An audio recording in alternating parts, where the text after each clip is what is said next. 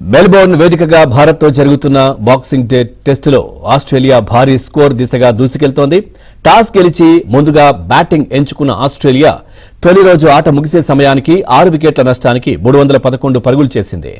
Steve Smith 68 పరుగులతో, Pat Cummins 8 పరుగులతో క్రీజులో ఉన్నారు. భారత బౌలర్లలో బుమ్రా 3 వికెట్లు తీశారు. ఆకాశదీప్, రవీంద్ర జడేజా, వాషింగ్టన్ సుందర్ తలా ఓ వికెట్ పడగొట్టారు.